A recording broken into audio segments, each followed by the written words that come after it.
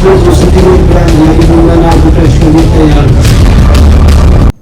पहले तो योगेश जी, आपको, मेरी को पैनलिस्ट को और आपके सभी दर्शकों को मेरा यानी डॉक्टर आशीष का भारतीय जनता पार्टी की तरफ से प्यार भरा नमस्कार जी। योगेश जी, आज का जो विषय है वो बहुत ही सेंसिटिव विषय है, क्योंकि हम अपने खिलाड़ियों के मान सम्मान की बात कर रहे हैं और उससे ऊपर हम अपनी महिला खिलाड़ियों के गौरव की बात कर रहे हैं। इसलिए मैं अपने को पैनलिस्ट से भी ये रिक्वेस्ट करूंगा कि जब वो बोले तो मैं चुप रहा और जब मैं बोलूं तो वो चुप रहे, ताकि हम एक तरीके से लड़ाई लड़ें, लेकिन प्यार सभ्यता से लड़ाई लड़ें, विचारों की लड़ाई लड़ें। ठीक है, ठीक।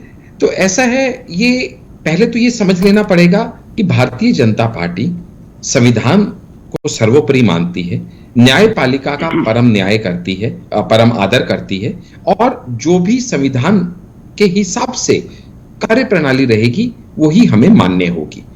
ये कुश्ती का अखाड़ा नहीं है, ये भारत की गरिमा की बात है, क्योंकि आज की डेट में हर एक न्यूज डिजिटल मीडिया के प्लेटफॉर्म से सेकंड्स में फ्लैश होके इंटरनेशनल वर्ल्ड में चली जाती है।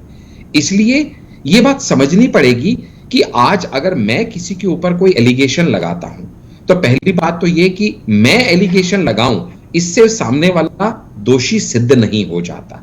न्याय प्रक्रिया के हिसाब से उसको इंटेरोगेट किया जाए, एफआईआर दर्ज की जाए और उसके बाद केस चले और उसके बाद जो कोर्ट का फैसला हो वो सर्वमान्य हो। ये तरीका कहना कि भैया देखो मेरे साथ ये गलत हुआ, हम नहीं कहते कि गलत हुआ या नहीं हुआ, ये बात न्यायपालिका डिसाइड करेगी, आप और मैं डिसाइड नहीं करेंगे।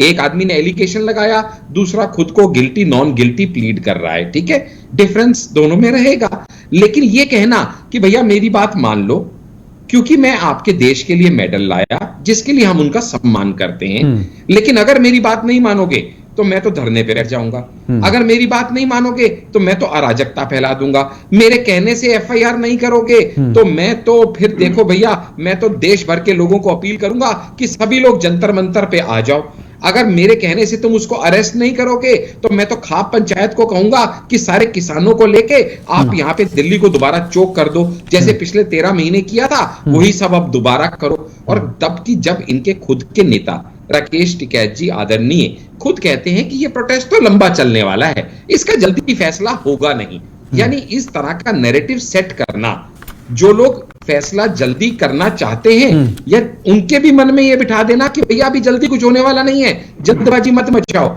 या ऐसा स्टेटमेंट देना ये खिलाड़ियों के द्वारा या मैं तो आत्महत्या करने की सोच रही थी, या ऐसी स्टेटमेंट देना विनेश फोगाट ने जो दी कि भैया हम तो सारे अपने मेडल वापस कर देंगे, या इस तरह की धमकियां देना कि 21 दिन का अल्टीमेटम देते हैं सरकार को, 21 दिन में कुछ नहीं किया तो कुछ बड़ा होगा, फिर हमें दोषी मत ठहराइएगा। क्या आप नहीं, उसमें भी कहा गया है, ब्रजभूषण सिंह ने कहा है कि भाई मेडल वापस करिए, लेकिन जो करोड़ों रुपए मिले वो भी वापस करिए।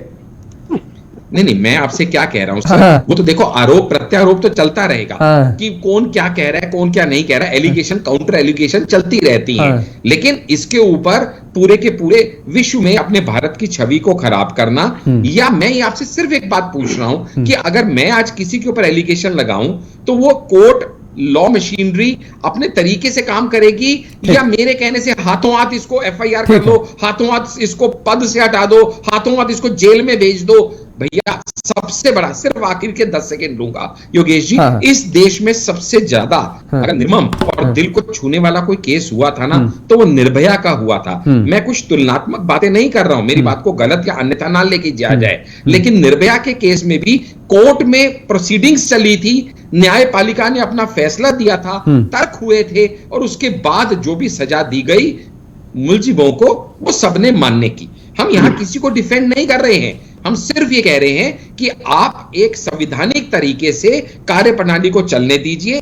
इस तरह से सेंट्रल गवर्नमेंट को, स्टेट गवर्नमेंट को, हर एक बात पे पुलिस डिपार्टमेंट को, न्यायपालिका को और मोदी जी को घसीट के लाके यूं धमकियां देने वाला कृत्य करना मुझे लगता नहीं है संवैधानिक देश में शोभा देता है। ठीक है सर।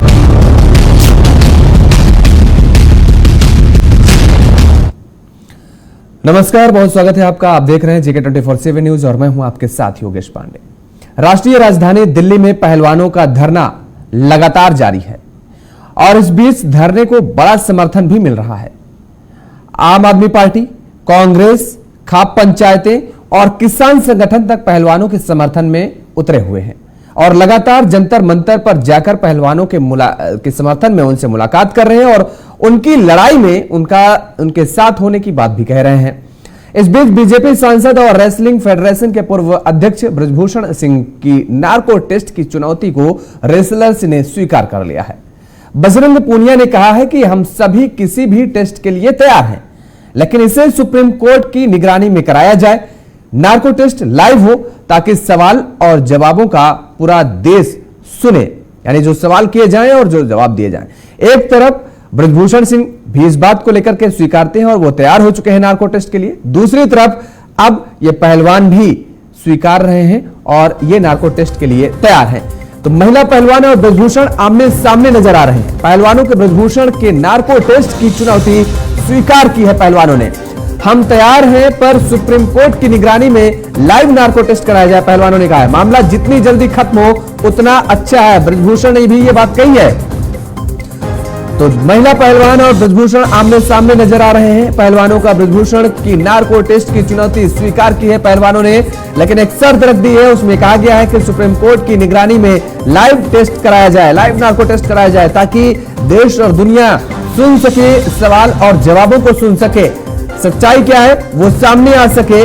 और बृजभूषण सिंह भी लगातार इस बात को कह रहे हैं कि वो भी नार्को टेस्ट के लिए तैयार हैं और क्या सच है पूरा वो सबके सामने आना चाहिए और ये मामला जल्द से जल्द खत्म होना चाहिए।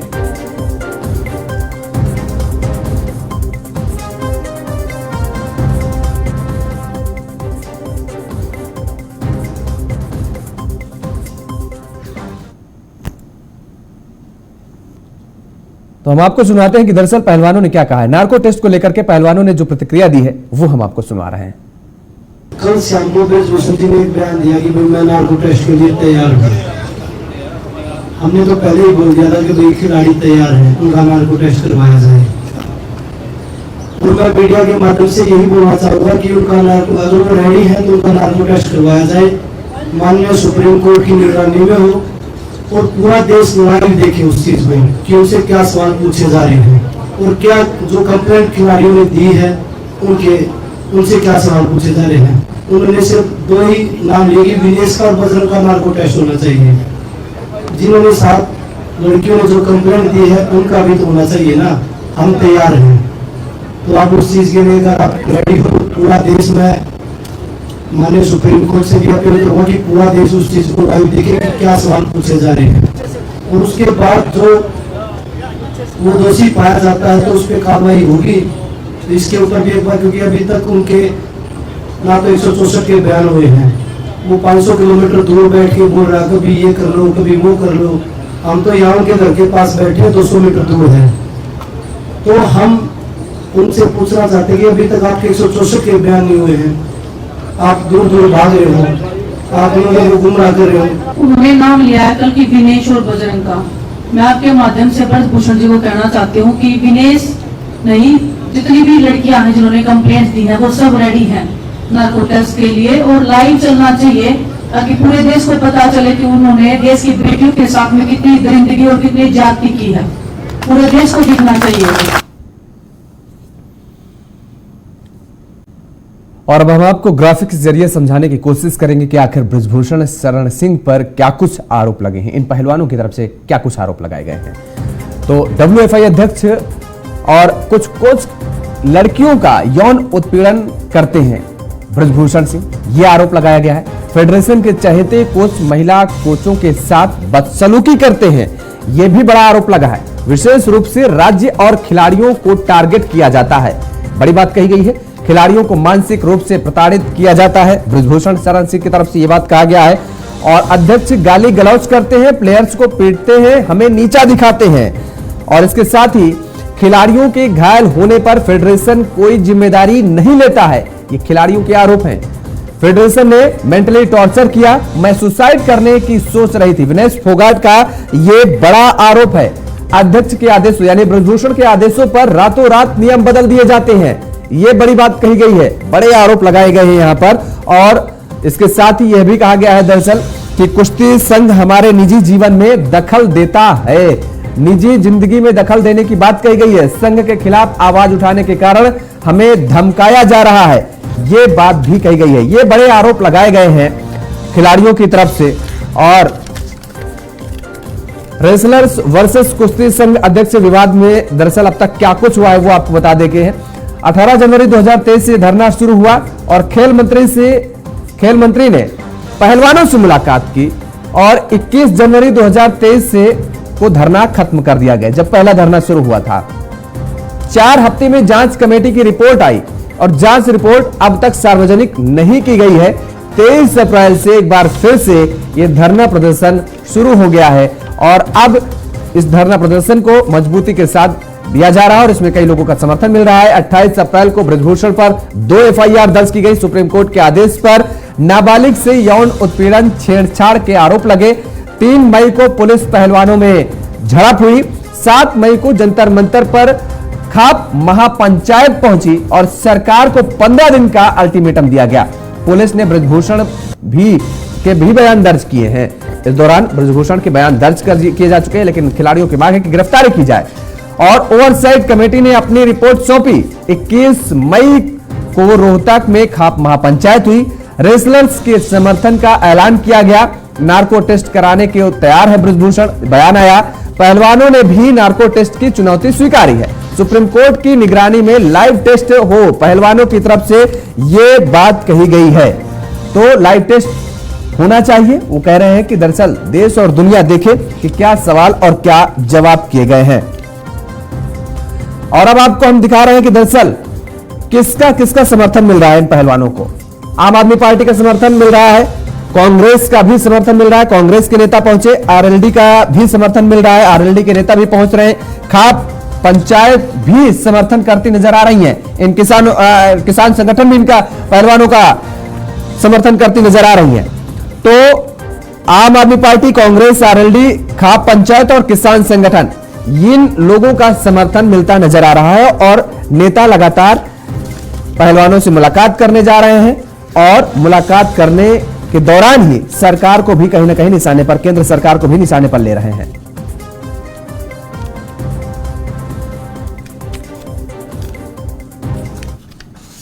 तो लगातार धरना प्रदर्शन जारी है और नार्को टेस्ट को लेकर के अब ये बात कही जा रही है कि दरअसल नार्को टेस्ट कराने के लिए ब्रजभूषण सिंह भी तैयार हैं, पहलवान भी तैयार हैं, लेकिन पहलवानों ने कहा है कि सुप्रीम कोर्ट की निगरानी में लाइव टेस्ट होना चाहिए ताकि जो सवाल और जो जवाब हो रहे हैं वो जनता, आम जनता भी जान सके, देश की जनता भी जान सके। और अब सवाल उठता है कि क्या नार्को टेस्ट से पर्दाफाश होगा, सच सबके सामने नार्को टेस्ट से होगा, सबके सामने आएगा। हमारे साथ कुछ मेहमान जुड़े हुए हैं, आपका तारुफ करा देते हैं। डॉक्टर आशीष हांडा जी हैं, भारतीय जनता पार्टी के नेता हैं। संदीप तोमर जी हैं, पूर्व कुश्ती खिलाड़ी हैं। और सतीश चौधरी बेनीवाल जी हैं, राष्ट्रीय प्रवक्ता हैं किसान यूनियन के। आप तीनों मेहमानों का बहुत बहुत स्वागत है जेके 24/7 न्यूज पर। और सबसे पहला संदीप तोमर जी, आपका रुख करेंगे। धरना प्रदर्शन लगातार जारी है, नार्को टेस्ट की बात हो गई है। नार्को टेस्ट में कहा जा रहा है कि दरअसल ब्रजभूषण सिंह भी तैयार है, पहलवान भी तैयार है और ये कह रहे हैं कि लाइव टेस्ट होना चाहिए ताकि देश की आवाम सुन सके, सवाल और जवाब देख सके। अब क्या आप इस बात को मानते हैं कि धरना प्रदर्शन जो चल रहा है बिल्कुल अंतिम पड़ाव पर है, नार्को टेस्ट होना ही चाहिए? देखिए, सबसे पहले मैं आपको बता दूं, हमारे देश की जो बेटियां है ये हमारे देश का गौरव है। इंटरनेशनल टूर्नामेंट में देश का जो इन्होंने नाम रोशन किया है, काबिले तारीफ है। ये आम लड़कियां नहीं है, दुनिया के नक्शे पर भारतीय पताका को फहराने वाली हमारी ये शेर बेटियां। अगर ये कह रही है इनके साथ कुछ गलत हुआ है तो गलत। जहां तक ब्रजभूषण जी का सवाल है, मैं आपसे एक ही बात कहना चाहता हूँ। हाँ। नार्को टेस्ट करवाने में क्या बुराई है? हाँ। दूध का दूध, पानी का पानी हो जाएगा। हाँ। जिस हरियाणा प्रदेश में देश के अंदर कहा जाता था भाई बेटियों का होना, हाँ। लोग सोचते थे भाई पता नहीं क्यों हो गई, तो मैं आपको बता दूं, हाँ। उस हरियाणा प्रदेश में जब से विनेश फोगाट, साक्षी मलिक, हाँ। हमारी बहनों ने देश का नाम रोशन किया है, तब से लड़कियां होने पर लोग यही गर्व महसूस करते हैं कि इनकी तरह पहलवान बना दिया जाएगा और इनकी साख पर एक व्यक्ति विशेष के द्वारा बट्टा लगाया जा रहा है। तो मैं कहता हूं अगर नार्को टैक्स हो जाना चाहिए, दूध का दूध पानी का पानी हो जाएगा, इसमें बुराई वाली क्या बात। ना तो नार्को टेस्ट के लिए तो ब्रजभूषण सिंह भी तैयार हैं, और वो भी तो कह रहे हैं ठीक है हम तैयार हैं। देखिए ब्रजभूषण जी तो कह रहे हैं जब बहुत सारा दबाव उनके ऊपर आ रहा है। जब हमारी बेटियों ने शुरू में धरना प्रदर्शन किया, आदरणीय मोदी जी ने जब वो लड़कियां मेडल लेकर आई तो बोला था कि भाई आप हमारे देश का गौरव हैं। आदरणीय प्रधानमंत्री जी से भी जंतर मंतर पर काफी दिनों से आह्वान किया जा रहा है कि आप बहन बेटियों के सम्मान की लड़ाई के खातिर उनके साथ इंसाफ करें, लेकिन वो पता नहीं किन कारणों से अब ब्रजभूषण जी का बचाव कर रहे हैं। आज तक उन्होंने कोई टीका टिप्पणी भी नहीं किया है इस वाले मामले में। तो मैं ये कहना चाहता हूँ अब तो दबाव की स्थिति आ चुकी है। खाप पंचायत से लेकर अंतर्राष्ट्रीय जितने भी हमारे देश से जुड़े हुए खिलाड़ी हैं, जितने भी नेता हैं, सभी जंतर मंतर पर हमारी बहन बेटियों का समर्थन में आ चुके हैं। और मैं यही कहना चाहता हूँ इस टाइम दबाव की राजनीति इनके ऊपर हावी हो चुकी है। दबाव जितना ज्यादा रहेगा उतना ज्यादा ठीक है। सभी देश के लोगों से मैं एक ही आह्वान करना चाहता हूँ, ऐसी खबरों को छोड़कर बहन बेटियों के सम्मान के लिए जंतर मंतर पर पहुंचे। ये नारी शक्ति के सम्मान की लड़ाई है, बहन बेटियों की लड़ाई है। और अगर आप लोगों का समर्थन होगा तो जल्दी से जल्दी इस पर कार्रवाई होगी, वह केंद्र सरकार इस ओर ध्यान अपना देगी। हांडा साहब क्या कुछ समस्या आ रही है? देखिए कह रहे हैं साफ तौर पर संदीप तोमर जी आरोप लगा रहे हैं कि प्रधानमंत्री नरेंद्र मोदी जी खुद कह रहे थे जब ये पहलवान मेडल लेकर के आए तो देश का गौरव बता रहे थे, लेकिन आज वजह क्या हो रही है कि इन पहलवानों के लिए एक शब्द नहीं बोल रहे हैं वो, और ब्रजभूषण सिंह को बचाते नजर आ रहे हैं। ये आरोप लगा रहे हैं तोमर साहब। मेरा आपसे सिर्फ इतना कहना है कि आपके पैनल पे आज दो साथी ऐसे हैं जो मेरे विरुद्ध बात कर रहे हैं और मैं उनको अकेला डिफेंड कर रहा हूं। तो आपसे विनती है जब आप मुझे 3 मिनट दें और चौधरी जी को 8 मिनट दें और उसके बाद संदीप जी को 4 मिनट दें, तो आप मुझसे 4 गुना टाइम उनको दे देंगे, 3 मुझे 12 उन्हें। नहीं आप बोलिए हांडा साहब, आप बोलिए भाई, ऐसे में समय वेस्ट हो रहा है। आप जवाब दीजिए। पहली बात जी ना, अब आपको समय वेस्ट लग रहा है, लेकिन वो समझिए जो मैं आपसे समझाना चाहता हूं। दूसरी बात, मैं यहां पे मुद्दा ना किसानों का है, ना यहां पे मुद्दा रेसलर्स का है। मेरा यहां पे कहने का अर्थ सिर्फ इतना है कि ये देश संविधान से चलेगा। अभी मैं बड़े ध्यान से बात सुन रहा था किसान यूनियन के प्रवक्ता हमारे आदरणीय चौधरी जी की। ये कहना चाहते हैं कि ये जो नियम है कि किसको चुनना चाहिए, किसको वोट देना चाहिए, किसको पार्लियामेंट में जाना चाहिए, ये नियम भी ये बनाएंगे, ये पार्लियामेंट या संविधान नहीं बनाएगा। उसके बाद इनको लॉ मशीनरी पे कोई इतबार नहीं है। कल को टीचर्स खड़ी हो जाएं कि भाई हमारी बात नहीं सुनी जा रही, तो किसान यूनियन कहेगी चलो भाई हम तुम्हारे साथ हैं। रेसलर्स खड़े हो जाएं, आओ जी हम तुम्हारे साथ हैं। यानी ये एक पैरेलल मशीनरी चलाने का प्रयास कर रहे हैं कि जहां भी केंद्रीय सरकार को धमकाना हो, कोई भी आदमी हो, इनको किसी मुद्दे से कोई लेना देना नहीं। जहां केंद्रीय सरकार को धमकाना हो, हम आपके साथ खड़े हो जाएंगे और हम उनको धमकाने का प्रयास करेंगे। और ये मैं कहना चाहूंगा आदरणीय हमारे कुश्ती के रेसलर से, जिनके रिप्रेजेंटेटिव संदीप जी हमारे पास बैठे हैं, कि कृपया ध्यान दीजिए कि आपके इस प्रोटेस्ट को कौन कौन हाईजैक करने का प्रयास कर रहा है। हर आदमी यहां आके अपनी राजनीतिक रोटियां सेकेगा और आपका प्रोटेस्ट तो कहीं का कहीं चला जाएगा, रह जाएगा, धूमिल हो जाएगा। क्योंकि आप इस बात को समझना पड़ेगा आपको संदीप जी कि ये जितने लोग आ रहे हैं ये सब आपदा में अवसर ढूंढने वाले लोग हैं। ये सब अपने उल्लू सीधे करने वाले लोग हैं। ये सब राजनीतिक जमीन तलाशने वाले लोग हैं। इनको ना आपके कंसर्न से कोई लेना देना है, ना इनको आपसे कोई वास्ता है। ये आपकी जगह कोई और होता तो भी आ जाते, आगे भविष्य में कोई और होगा तो भी आ जाएंगे। आपको ध्यान में होगा जब जनवरी में ये सभी रेसलर्स प्रोटेस्ट पे बैठे थे तो आदरणीय अनुराग ठाकुर जी ने आके ठीक है, वो अनुराग ठाकुर जी भी कितनी देर में पहुंचे थे वो सबको पता है। लेकिन जो भी कमेटी बनी, जो भी कमेटी बनी वो भी इसी हिसाब से बनाई कि उसका अध्यक्ष भी मैरी कॉम को बनाया गया, कि एक रेसलर और एक फीमेल को बनाया गया। उसके अंदर इनके कहने से गीता फगोट को भी लिया गया। लेकिन आप ये समझिएगा या नैरेटिव समझना पड़ेगा थोड़ा सा योगेश जी, कि जब पहली बार ये धरने पे बैठे तब एफआईआर और अरेस्ट का कोई जिक्र नहीं था। आप पूरी मांगे देख लीजिए, जैसे ये गोल पोस्ट चौधरी साहब आपके पास आएंगे, जैसे जैसे इनके माई बाप चेंज हो रहे हैं, इनके गोल पोस्ट चेंज होने शुरू हो गए हैं। ठीक है, ठीक है, हाड़ा साहब जी, मैं सिर्फ ये बहुत ही विनम्र भाव से, बहुत अच्छी बात संदीप जी ने यहाँ पे कही, उनकी हर बात मेरे दिल को छुई। इसीलिए आप देखिएगा जब वो बेटियों का जिक्र कर रहे थे मैंने हाथ जोड़ के उनकी बात का स्वागत किया। लेकिन मैं यहाँ सिर्फ एक छोटी सी बात ही कहना चाहता हूं कि देखिएगा, आपने एक बात कही कि खिलाड़ी बनना बड़ा मुश्किल है, नेता बनना बड़ा आसान है। आप ये समझिएगा कि अब जैसे मैंने निष्पक्ष होकर आपकी बात सुनी, आपसे भी उम्मीद है निष्पक्ष होकर मेरी बात सुनिए। आप जिसके ऊपर एक व्यक्ति इल्जाम लगा रहा है, वो सही या गलत मैं अभी उस बहस में नहीं जाऊंगा, वो कोर्ट का काम है। लेकिन जिसके ऊपर इल्जाम लगाया जा रहा है वो कोई ऑर्डिनरी व्यक्ति नहीं है, वो मेंबर ऑफ पार्लियामेंट है। और मेंबर ऑफ पार्लियामेंट भी कितनी बार, 6 बारी का मेंबर ऑफ पार्लियामेंट है। यानी उसने भी अपना पूरा जीवन अपनी एक छवि बनाने में लगाया है, और अचानक कोई रातों रात उठे और उसकी छवि को धूमिल कर दे। और आपको पता है कि कोई भी महिला द्वारा लगाई गई एलिगेशन किसी भी पुरुष की छवि को जिंदगी भर के लिए खत्म कर सकती है, उसके व्यवहारिक राजनीतिक जीवन को समाप्त कर सकती है। तो ऐसे में थोड़ा सा संजीदगी से समझते हुए इन्वेस्टिगेशन को होने देना चाहिए। और उस इन्वेस्टिगेशन को होने देने के साथ साथ खिलाड़ियों से भी मुझे उम्मीद है कि वो कोई भी इस तरह का बयान ना दें, जैसे कि खिलाड़ियों ने कहा हम अपने मेडल वापस कर देंगे।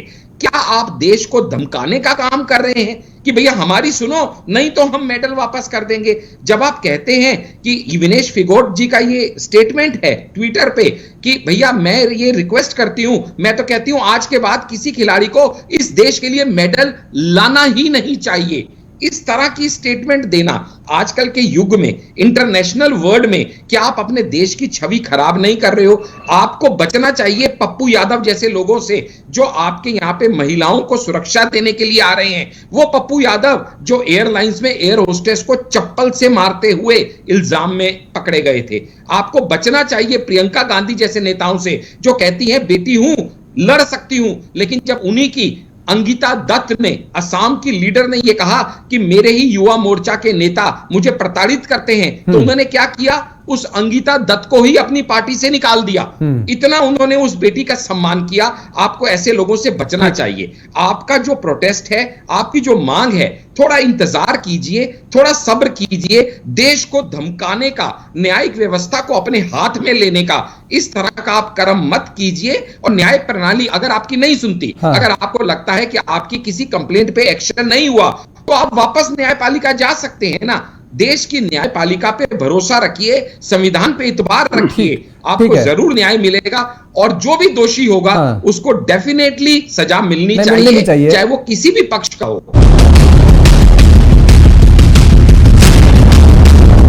सबसे पहले तो योगेश जी, आपको, मेरी को पैनलिस्ट को और आपके सभी दर्शकों को मेरा यानी डॉक्टर आशीष का भारतीय जनता पार्टी की तरफ से प्यार भरा नमस्कार जी। योगेश जी, आज का जो विषय है वो बहुत ही सेंसिटिव विषय है, क्योंकि हम अपने खिलाड़ियों के मान सम्मान की बात कर रहे हैं और उससे ऊपर हम अपनी महिला खिलाड़ियों के गौरव की बात कर रहे हैं। इसलिए मैं अपने को पैनलिस्ट से भी ये रिक्वेस्ट करूंगा कि जब वो बोले तो मैं चुप रहा और जब मैं बोलूं तो वो चुप रहे, ताकि हम एक तरीके से लड़ाई लड़ें, लेकिन प्यार सभ्यता से लड़ाई लड़ें, विचारों की लड़ाई लड़ें। ठीक है, ठीक। तो ऐसा है, ये पहले तो ये समझ लेना पड़ेगा कि भारतीय जनता पार्टी संविधान को सर्वोपरि मानती है, न्यायपालिका का परम न्याय करती है, परम आदर करती है, और जो भी संविधान के हिसाब से कार्य प्रणाली रहेगी वही हमें मान्य होगी। ये कुश्ती का अखाड़ा नहीं है, ये भारत की गरिमा की बात है, क्योंकि आज की डेट में हर एक न्यूज डिजिटल मीडिया के प्लेटफॉर्म से सेकंड्स में फ्लैश होके इंटरनेशनल वर्ल्ड में चली जाती है। इसलिए यह बात समझनी पड़ेगी कि आज अगर मैं किसी के ऊपर कोई एलिगेशन लगाता हूं तो पहली बात तो यह कि मैं एलिगेशन लगाऊं इससे सामने वाला दोषी सिद्ध नहीं हो जाता। न्याय प्रक्रिया के हिसाब से उसको इंटेरोगेट किया जाए, एफआईआर दर्ज की जाए और उसके बाद केस चले और उसके बाद जो कोर्ट का फैसला हो वो सर्वमान्य हो। ये तरीका कहना कि भैया देखो मेरे साथ ये गलत हुआ, हम नहीं कहते कि गलत हुआ या नहीं हुआ, ये बात न्यायपालिका डिसाइड करेगी, आप और मैं डिसाइड नहीं करेंगे। एक आदमी ने एलिगेशन लगाया, दूसरा खुद को गिल्टी नॉन गिल्टी प्लीड कर रहा है, ठीक है, डिफरेंस दोनों में रहेगा। लेकिन ये कहना कि भैया मेरी बात मान लो क्योंकि मैं आपके देश के लिए मेडल लाया, जिसके लिए हम उनका सम्मान करते हैं, लेकिन अगर मेरी बात नहीं मानोगे तो मैं तो धरने पे रह जाऊंगा, अगर मेरी बात नहीं मानोगे तो मैं तो अराजकता फैला दूंगा, मेरे कहने से एफआईआर नहीं करोगे तो मैं तो फिर देखो भैया मैं तो देश भर के लोगों को अपील करूंगा कि सभी लोग जंतर मंतर पे आ जाओ, अगर मेरे कहने से तुम उसको अरेस्ट नहीं करोगे तो मैं तो खाप पंचायत को कहूंगा कि सारे किसानों को लेके आप यहां पे दिल्ली को दोबारा चोक कर दो, जैसे पिछले 13 महीने किया था वही सब अब दोबारा करो। और तब की जब इनके खुद के नेता राकेश टिकैत जी आदरणीय खुद कहते हैं कि ये प्रोटेस्ट तो लंबा चलने वाला है, इसका जल्दी फैसला होगा नहीं, यानी इस तरह का नैरेटिव सेट करना, जो लोग फैसला जल्दी करना चाहते हैं या उनके भी मन में यह बिठा देना कि भैया अभी जल्दी कुछ होने वाला नहीं है,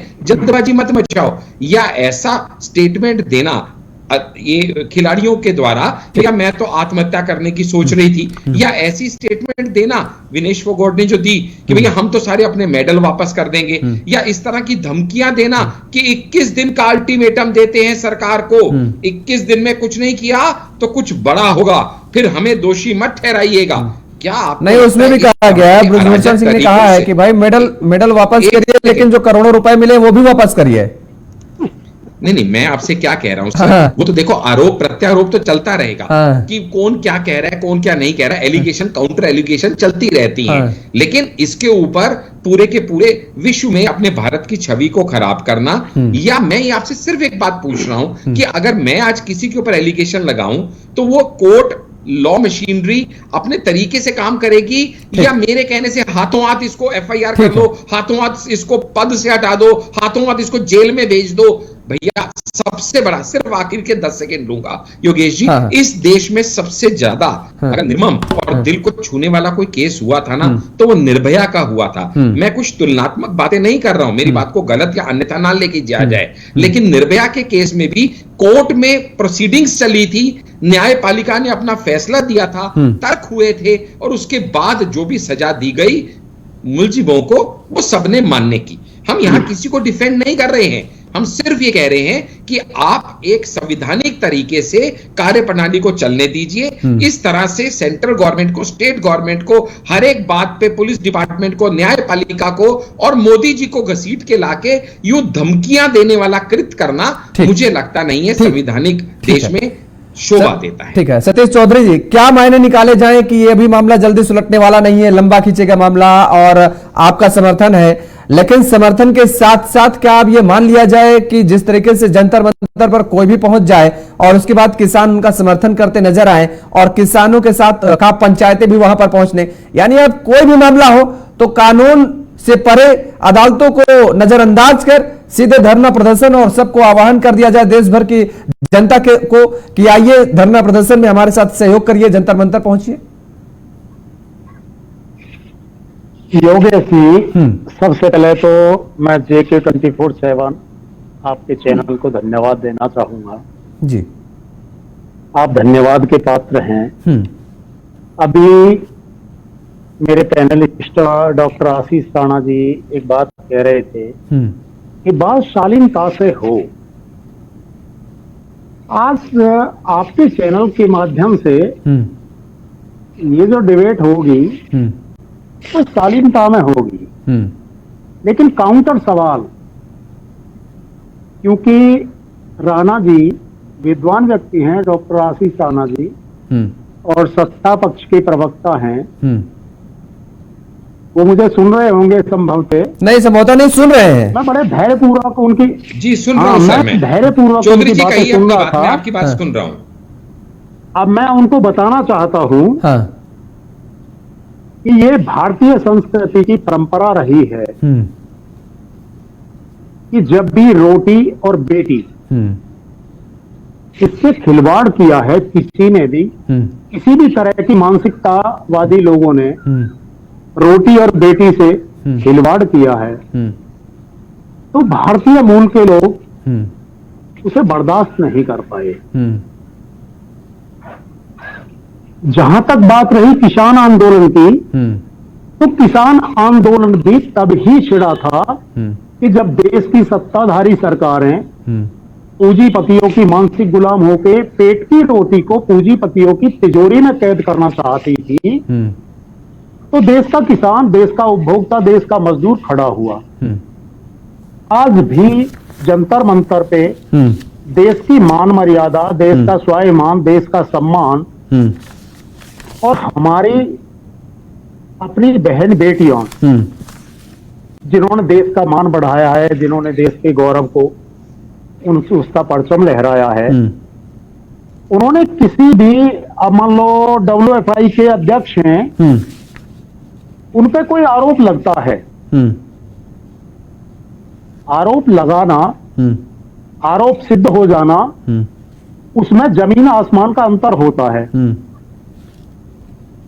आरोप लगाया, देश की बेटियां त्रस्त हुई, परेशान हुई और इतनी मजबूर, इतनी विवश होके उन्होंने हौसला किया कि WFI के अध्यक्ष पे एक एलिगेशन लगाया। वो 18 जनवरी को जंतर मंतर पे आते हैं, वहां खेल मंत्री जी भी आते हैं, एक तब जांच रिपोर्ट बनाई जाती है, जांच कमेटी बनाई जाती है, 4 हफ्ते का वो समय देती है। उसकी रिपोर्ट भी आ गई, लेकिन अभी तक सार्वजनिक नहीं हुई। उन देश के बच्चों ने, जिन्होंने देश का मान बढ़ाया, जिन्होंने देश का गौरव, नहीं तो इंतजार करिए, वो कहा जा रहा है भाई, इंतजार करिए, रिपोर्ट जो है बच्चों वो रखी जाएगी अदालत के सामने। मैं कहता हूं योगेश जी, उन बच्चों के लिए फिर मजबूर होके, विवश होके खाप पंचायतों को निर्णय लेना पड़ा, विपक्ष को लामबंद करना पड़ा। ये किसी को शौक नहीं है। मेरे विद्वान प्रवक्ता हैं बीजेपी के डॉक्टर आशीष राणा जी, मैं उन्हें सुन रहा था। अभी राणा जी, मैं आपसे काउंटर सवाल भी रखूंगा। आपने बात रखी थी, हमारे संदीप तोमर जी ने बात रखी थी, वो भी पूर्व खिलाड़ी रहे हैं और देश के खिलाड़ियों के साथ अपनी सहमति जता रहे हैं। पहले सवाल पे मैं आपको जवाब देना चाहता हूं, किसी भी अध्यक्ष के खिलाफ देश के खिलाड़ी यदि आरोप लगाते हैं तो इंसानियत के नाते उनको अपना पद से त्यागपत्र दे देना चाहिए था। देश के सामने सार्वजनिक स्थिति में उन्हें स्थिति क्लियर करनी चाहिए थी। अच्छा, कोई किसी मंत्री पर, एक सेकंड यहाँ पर, एक सेकंड थोड़ा सा आपके तर्क के अनुसार हम ये पूछना चाहेंगे, कोई किसी मंत्री पर, कोई किसी विधायक पर, सुन लीजिए, आप ही को जवाब देना चौधरी साहब। कोई किसी मंत्री, कोई किसी विधायक, सांसद किसी पर भी आरोप लगा दे, मुख्यमंत्री पर आरोप लगा दे, सेल्फी ले ले। आजकल तो ये दौर चल रहा है कि जाते हैं मिलने, मुलाकात करने, गहन चर्चा हुई, कुछ नहीं, केवल जाकर के ऐसे कार पर खड़े हो गए, मंत्री अपना नाम बता रहे हैं, गहन चर्चा हुई फलाने मुद्दे पर। यही चलता है आजकल सोशल मीडिया पर। उसके बाद और कल को कोई वही लड़की या कोई भी उस मंत्री या सांसद किसी पर आरोप लगा दे तो उसको तुरंत इस्तीफा दे देना चाहिए। नहीं योगेश जी, मैं आपकी बात को दुरुस्त कर दूं कि साफ छवि वाले, मृदुल व्यवहार वाले, अच्छी सोच वाले, अच्छी मानसिकता वाले और अच्छे व्यवहार वाले व्यक्ति की पहचान क्या होती है, या आप बताएंगे मुझे? योगेश जी, 539, सुन लीजिए, आ रहे आपसे जवाब लेंगे, आ रहे हैं 500। सुन लीजिए, सुनिए चौधरी साहब, सुनिए, आपका जवाब दे दें। हम कभी किसी का कोई पक्ष नहीं ले रहे हैं। अगर बेटियों के साथ गलत हुआ है, देश के बेटियों के साथ, बिल्कुल सजा होनी चाहिए और ऐसी सजा होनी चाहिए कि एक नजीर बने। लेकिन 539 सांसद में, सुन लीजिए, आपने कहा ना बेटी, आपने कहा बेटी और रोटी के लिए किसान लड़ते हैं, आपने कहा हम कह रहे हैं कि अपनी सुविधा के अनुसार सब लोग आजकल लड़ते हैं, अपनी सुविधा के अनुसार। 539 सांसदों में से 233 सांसद दागी हैं। दागी का मतलब जिनके ऊपर आपराधिक मुकदमे हैं, जिनके ऊपर सब कुछ मुकदमे कई अलग अलग। और उनका सुन लीजिए, अरे सुन लीजिए चौधरी साहब, सुन तो लीजिए, परंपरा के लोग, अरे सुनिए तो साहब, सुनिए, ये इतिहास रहा है। अरे सुनिए साहब, सुनिए, 29% ऐसे, सुन लीजिए, 29% ऐसे सांसद हैं जिनके ऊपर आप गंभीर अपराध, बेटियों को प्रताड़ित करना, रेप, ऐसे ऐसे ऐसे मुकदमे दर्ज। 29% सांसद। मतदान किसने दिया? हमने दिया, आपने दिया। किसानों ने क्यों नहीं बहिष्कार कर दिया ऐसे प्रत्याशियों को? क्यों नहीं किया? किसी भी पार्टी का हो नहीं, पार्टी ने उनको टिकट क्यों दिया? पार्टी ने उनको सत्ता, नहीं, आप बहिष्कार करिए। पार्टी तो सारी एक जैसी आप बता रहे हैं ना, आप बहिष्कार करिए। आपने कहा ना कि बेटी और रोटी के लिए किसान ने हमेशा लड़ा है। कैंडिडेट अपने सुविधा अनुसार लड़ता है, अपने केवल किसान नहीं, हर समुदाय के लोग, हर वर्ग के लोग अपने सुविधा के अनुसार। अब किसको किसमें सुविधा है वो देखते तलाशते हैं। आ रहे हैं। लोकतंत्र में जो कैंडिडेट मैदान में उतरता है, कैंडिडेट को कम, पार्टी की मानसिकता को, पार्टी के मेमोरेंडम को, पार्टी के एजेंडे को देखकर लोकतंत्र में वोट किया जाता है। वाह चौधरी साहब, किसी रेपिस्ट को आप संसद में, किसी रेपिस्ट को किसी पार्टी ने प्रत्याशी बना दिया और आप पार्टी के एजेंडे को लेकर के उसको संसद भेज देंगे? आप ये कह रहे हैं?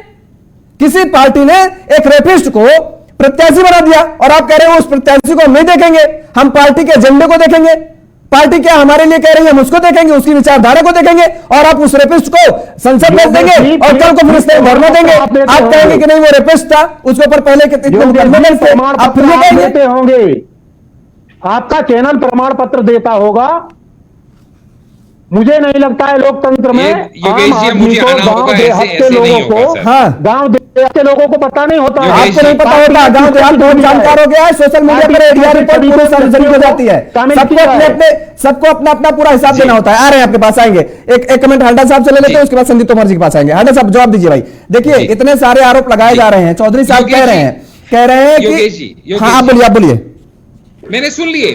हाँ बोलिए, जवाब दीजिए मैंने। हाँ। मेरा आपसे सिर्फ इतना कहना है कि आपके पैनल पे आज 2 साथी ऐसे हैं जो मेरे विरुद्ध बात कर रहे हैं और मैं उनको अकेला डिफेंड कर रहा हूं। तो आपसे विनती है, जब आप मुझे 3 मिनट दें और चौधरी जी को 8 मिनट दें और उसके बाद संदीप जी को 4 मिनट दें, तो आप मुझसे 4 गुना टाइम उनको दे देंगे, 3 मुझे 12 उन्हें। नहीं, आप बोलिए हांडा साहब, आप बोलिए भाई, ऐसे में समय वेस्ट हो रहा है। आप जवाब दीजिए। पहली बात, हाँ जी ना, अब आपको समय वेस्ट लग रहा है, लेकिन वो समझिए जो मैं आपसे समझाना चाह रहा हूं। दूसरी बात, मैं यहां पे मुद्दा ना किसानों का है, ना यहां पे मुद्दा रेसलर्स का है।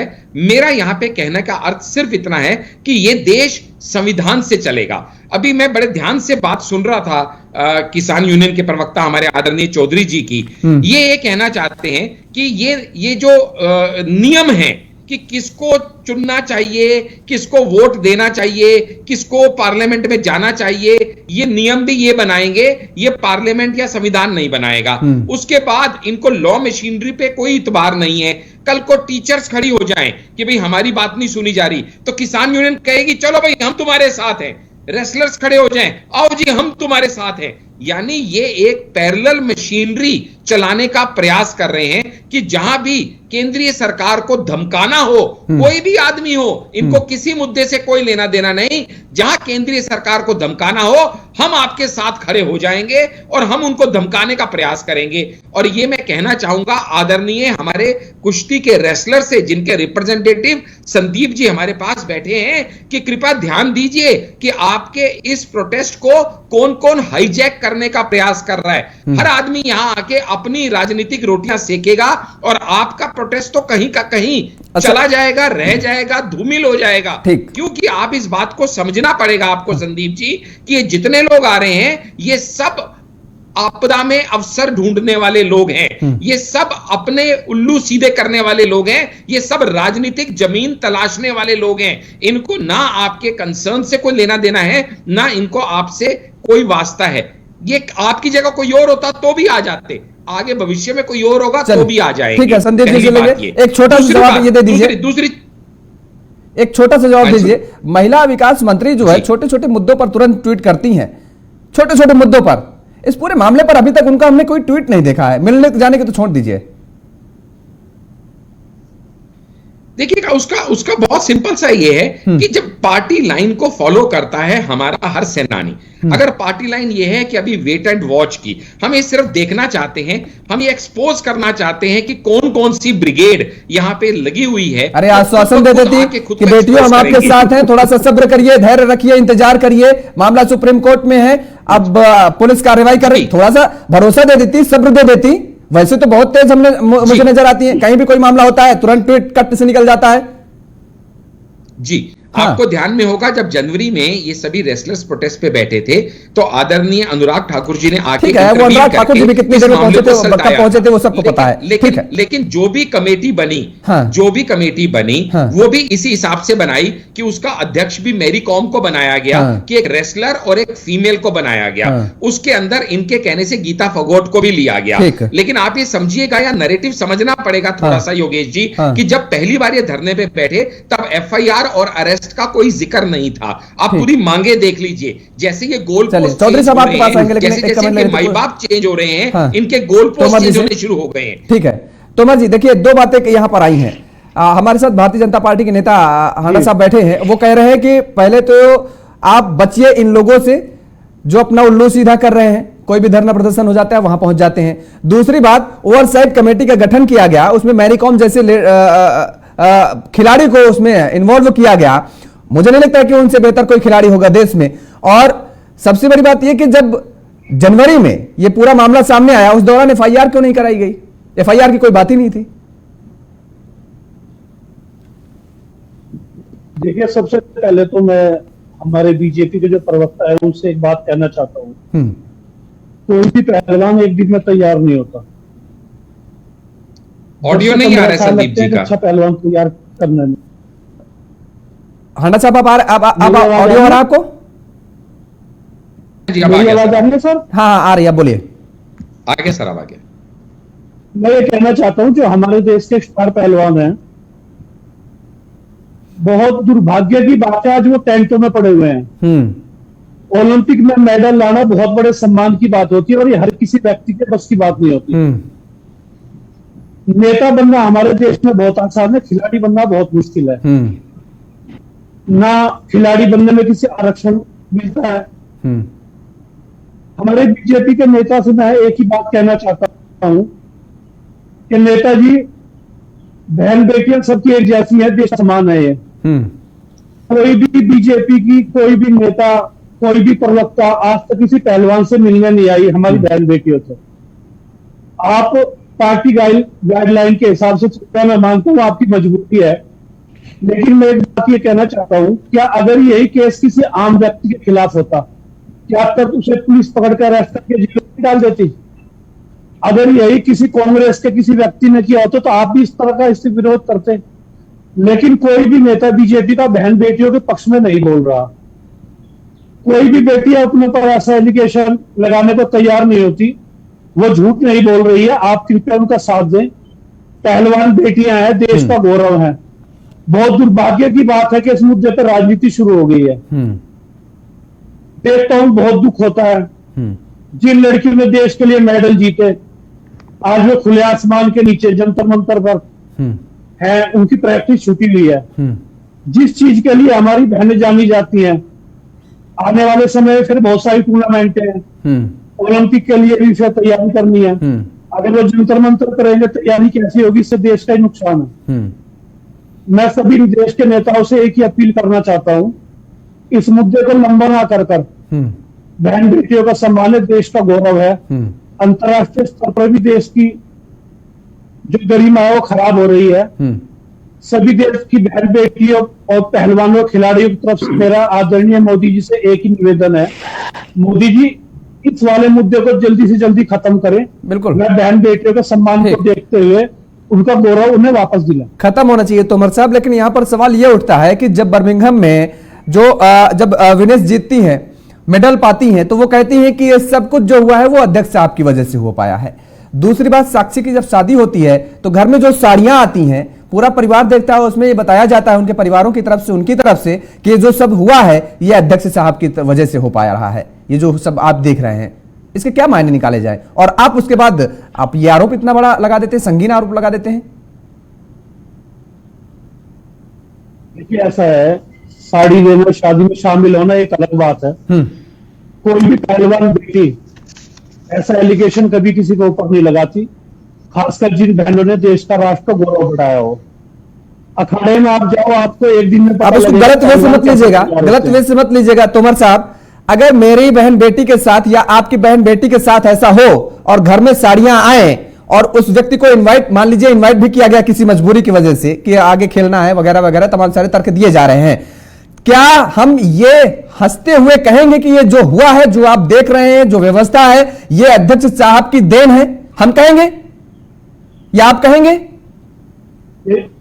देखिए मैं आपको बता दूं, खिलाड़ी किसी भी फील्ड से रिलेटेड हो, हाँ, कई बार वो सम्मान देते हुए या किसी भी चीज को लेकर आदरणीय अध्यक्ष जी के बारे में अगर उन्होंने प्रशंसा कर भी दी होगी, वो एक अलग बात है।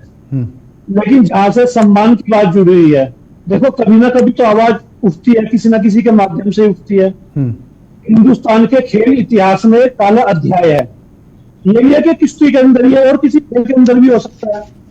मेरा सिर्फ नेताओं से, खेल जगत के जितने भी हमारे पुराने खिलाड़ी हैं, उनसे एक ही अपील करना चाहता हूं, इस मुद्दे को जल्द से जल्द सुलझाएं। भारतीय कुश्ती का इसमें बहुत ज्यादा नुकसान हो रहा है। ठीक है, हाड़ा साहब। जी, मैं सिर्फ ये बहुत ही विनम्र भाव से, बहुत अच्छी बात संदीप जी ने यहाँ पे कही, उनकी हर बात मेरे दिल को छुई। इसीलिए आप देखिएगा जब वो बेटियों का जिक्र कर रहे थे, मैंने हाथ जोड़ के उनकी बात का स्वागत किया। लेकिन मैं यहाँ सिर्फ एक छोटी सी बात ही कहना चाहता हूं कि देखिएगा, आपने एक बात कही कि खिलाड़ी बनना बड़ा मुश्किल है, नेता बनना बड़ा आसान है। आप ये समझिएगा कि अब जैसे मैंने निष्पक्ष होकर आपकी बात सुनी, आपसे भी उम्मीद है निष्पक्ष होकर मेरी बात सुनिए। आप जिसके ऊपर एक व्यक्ति इल्जाम लगा रहा है, वो सही या गलत मैं अभी उस बहस में नहीं जाऊंगा, वो कोर्ट का काम है। लेकिन जिसके ऊपर इल्जाम लगाया जा रहा है वो कोई ऑर्डिनरी व्यक्ति नहीं है, वो मेंबर ऑफ पार्लियामेंट है। और मेंबर ऑफ पार्लियामेंट भी कितनी बार, 6 बारी का मेंबर ऑफ पार्लियामेंट है। यानी उसने भी अपना पूरा जीवन अपनी एक छवि बनाने में लगाया है, और अचानक कोई रातों रात उठे और उसकी छवि को धूमिल कर दे। और आपको पता है कि कोई भी महिला द्वारा लगाई गई एलिगेशन किसी भी पुरुष की छवि को जिंदगी भर के लिए खत्म कर सकती है, उसके व्यवहारिक राजनीतिक जीवन को समाप्त कर सकती है। तो ऐसे में थोड़ा सा संजीदगी से समझते हुए इन्वेस्टिगेशन को होने देना चाहिए। और उस इन्वेस्टिगेशन को होने देने के साथ साथ खिलाड़ियों से भी मुझे उम्मीद है कि वो कोई भी इस तरह का बयान ना दें, जैसे कि खिलाड़ियों ने कहा हम अपने मेडल वापस कर देंगे। क्या आप देश को धमकाने का काम कर रहे हैं कि भैया हमारी सुनो, नहीं तो हम मेडल वापस कर देंगे? जब आप कहते हैं कि विनेश फिगोट जी का ये स्टेटमेंट है ट्विटर पे कि भैया मैं ये रिक्वेस्ट करती हूं, मैं तो कहती हूं आज के बाद किसी खिलाड़ी को इस देश के लिए मेडल लाना ही नहीं चाहिए। इस तरह की स्टेटमेंट देना आजकल के युग में, इंटरनेशनल वर्ल्ड में, क्या आप अपने देश की छवि खराब नहीं कर रहे हो? आपको बचना चाहिए पप्पू यादव जैसे लोगों से जो आपके यहां पे महिलाओं को सुरक्षा देने के लिए आ रहे हैं। वो पप्पू यादव जो एयरलाइंस में एयर होस्टेस को चप्पल से मारते हुए इल्जाम में पकड़े गए थे। आपको बचना चाहिए प्रियंका गांधी जैसे नेताओं से जो कहती है बेटी हूं, लड़ सकती हूं, लेकिन जब उन्हीं की अंगिता दत्त ने, असम की लीडर ने यह कहा कि मेरे ही युवा मोर्चा के नेता मुझे प्रताड़ित करते हैं, तो उन्होंने क्या किया? उस अंगिता दत्त को ही अपनी पार्टी से निकाल दिया। इतना उन्होंने उस बेटी का सम्मान किया। आपको ऐसे लोगों से बचना चाहिए। आपका जो प्रोटेस्ट है, आपकी जो मांग है, थोड़ा इंतजार कीजिए, थोड़ा सब्र कीजिए। देश को धमकाने का, न्यायिक व्यवस्था को अपने हाथ में लेने का इस तरह का आप कर्म मत कीजिए। और न्याय प्रणाली अगर आपकी नहीं सुनती, अगर आपको लगता है कि आपकी किसी कंप्लेंट पे एक्शन नहीं हुआ, तो आप वापस न्यायपालिका जा सकते हैं ना। देश की न्यायपालिका पे भरोसा रखिए, संविधान पे इतबार रखिए, आपको जरूर न्याय मिलेगा। और जो भी दोषी होगा उसको डेफिनेटली सजा मिलनी चाहिए, चाहे वो किसी भी पक्ष का हो। मिलनी भी चाहिए। सतीश चौधरी जी, थोड़ा सा सब्र करना मुझे लगता है क्या नहीं ठीक होगा? थोड़ा सा इंतजार करना, ये हांडा साहब जी कह रहे हैं। और दूसरी बात, जो देश को धमकाया जा रहा है मेडल वापस कर देंगे, आप मेडल मत लाइए देश के लिए, ये जाहिर तौर पर कहीं ना कहीं देश को एक गलत मैसेज देने का काम तो किया जा रहा है ना। योगेश जी, अभी हांडा साहब मैं सुन रहा था, वो पहले भी शिकायत रख रहे थे डॉक्टर साहब, कह रहे थे आप सतीश जी को ज्यादा समय दे रहे। मेरा बचा हुआ समय भी आप हांडा साहब को दे दो, क्योंकि ये नहीं, सवाल तो उन्हीं से पूछेंगे ना। सवाल तो सारे जो सवाल हैं, सत्ता में बैठे हुए सवाल तो उन्हीं से पूछ रहे हैं। आपके सवाल का भी जवाब वही देंगे। और सुन लीजिए, अरे सतीश जी आपके सवाल का भी जवाब देंगे, संदीप जी के भी सवाल का जवाब वही देंगे, और मैं जो सवाल पूछूंगा उसके भी जवाब देंगे। तो वो तो सिंगल पर्सन जवाब दे हो रहे हैं ना, तो समय तो थोड़ा सा ज्यादा उनको मिलना ही चाहिए। नहीं, अभी तो यही तो कह रहे थे, वो संदीप तोमर को भी कह रहे थे, सतीश चौधरी को भी कह रहे थे, ये दो लोग हैं, मैं डिफेंडर अकेला हूं। अरे भाई, कुश्ती का अखाड़ा नहीं है, आप पैनलिस्ट हैं, आपसे सवाल बनता है, आपसे चैनल भी सवाल करेगा, देश की जनता भी सवाल करेगी, देश का अन्नदाता भी, किसान भी सवाल करेगा, देश का हर नागरिक। वही जवाब दे रहे थे सतीश जी, वही जवाब दे रहे थे, इसीलिए उनके पास मैंने रुक किया दोबारा। फिलहाल आप बोले, मैं आपसे पहले इतना जानना चाह रहा हूँ, देश को धमकाने का काम किया जा रहा है, कितना जायज है, केवल इतना जानना चाह रहा हूं आपसे। नहीं, देश को धमकाने का काम कर रहे हैं, देश को धमकाने का काम नहीं, मैं आपकी याददाश्त को ताजा करवा दूं और आपकी जानकारी को दुरुस्त करवा दूं। देश को अन्न उत्पादन करके देश को पेट भरने का काम देश का किसान और मजदूर करता है। देश का मान सम्मान, देश का गौरव बढ़ाने का काम देश का वो बहन बेटियां करती हैं, देश के वो बेटे करते हैं जो आज सड़कों पे बैठे हैं। आप जिस इंतजार की बात कह रहे हैं, वो 30 दिन, कल को आने वाले कल को 23 तारीख को 1 महीना देश के गौरव बढ़ाने वाले बच्चों को सड़कों पे पड़े हो गया। कितना इंतजार करें? कहते हैं 15 दिन का अल्टीमेटम दे रहे हैं। देश संविधान से नहीं चलेगा, देश पार्टी की गाइडलाइन पे चलेगा, देश सत्ताधारियों के दिमाग से चलेगा। जो सत्ताधारी पार्टियां चाहेंगी, जैसे चाहेंगी, वो देश ऐसे चलाएंगी। चलिए ठीक है संदीप चौधरी जी, 1 महीने होने वाला है, मुझे लगता नहीं है कि अब ज्यादा दिन और रुकना चाहिए, जाहिर तौर पर है न्याय मिलना चाहिए। आप तीनों मेहमानों को हमारे साथ जुड़ने के लिए बहुत बहुत धन्यवाद, बहुत बहुत शुक्रिया अपना समय देने के लिए।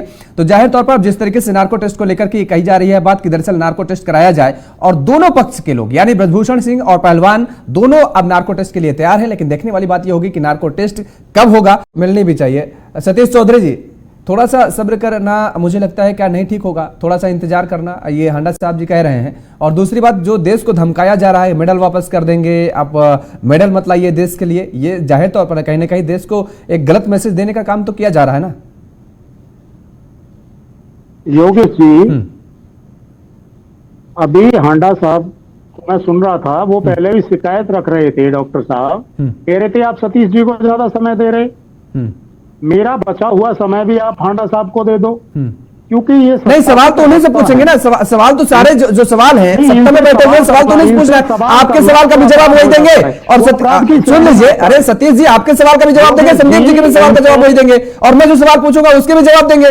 तो वो तो सिंगल पर्सन जवाब दे हो रहे हैं ना, तो समय तो थोड़ा सा ज्यादा उनको मिलना ही चाहिए। नहीं, अभी तो यही तो कह रहे थे, वो संदीप तोमर को भी कह रहे थे, सतीश चौधरी को भी कह रहे थे, ये दो लोग हैं, मैं डिफेंडर अकेला हूं। अरे भाई, कुश्ती का अखाड़ा नहीं है, आप पैनलिस्ट हैं, आपसे सवाल बनता है, आपसे चैनल भी सवाल करेगा, देश की जनता भी सवाल करेगी, देश का अन्नदाता भी, किसान भी सवाल करेगा, देश का हर नागरिक। वही जवाब दे रहे थे सतीश जी, वही जवाब दे रहे थे, इसीलिए उनके पास मैंने रुक किया दोबारा। फिलहाल आप बोले, मैं आपसे पहले इतना जानना चाह रहा हूँ, देश को धमकाने का काम किया जा रहा है, कितना जायज है, केवल इतना जानना चाह रहा हूं आपसे।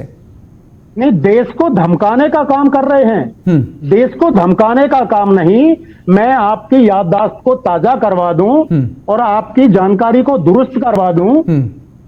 देश को अन्न उत्पादन करके देश को पेट भरने का काम देश का किसान और मजदूर करता है। देश का मान सम्मान, देश का गौरव बढ़ाने का काम देश का वो बहन बेटियां करती हैं, देश के वो बेटे करते हैं जो आज सड़कों पे बैठे हैं। आप जिस इंतजार की बात कह रहे हैं, वो 30 दिन, कल को आने वाले कल को 23 तारीख को 1 महीना देश के गौरव बढ़ाने वाले बच्चों को सड़कों पे पड़े हो गया। कितना इंतजार करें? कहते हैं 15 दिन का अल्टीमेटम दे रहे हैं। देश संविधान से नहीं चलेगा, देश पार्टी की गाइडलाइन पे चलेगा, चले ठीक देश है। सत्ताधारियों के दिमाग से चलेगा। जो सत्ताधारी पार्टियां चाहेंगी, जैसे चाहेंगी, वो देश ऐसे चलाएंगी। चलिए ठीक है संदीप चौधरी जी, 1 महीने होने वाला है, मुझे लगता नहीं है कि अब ज्यादा दिन और रुकना चाहिए, जाहिर तौर पर है न्याय मिलना चाहिए। आप तीनों मेहमानों को हमारे साथ जुड़ने के लिए बहुत बहुत धन्यवाद, बहुत बहुत शुक्रिया अपना समय देने के लिए। तो जाहिर तौर पर जिस तरीके से नार्को टेस्ट को लेकर की कही जा रही है बात कि दरअसल नार्को टेस्ट कराया जाए और दोनों पक्ष के लोग यानी ब्रजभूषण सिंह और पहलवान दोनों अब नार्को टेस्ट के लिए तैयार है, लेकिन देखने वाली बात यह होगी कि नार्को टेस्ट कब होगा।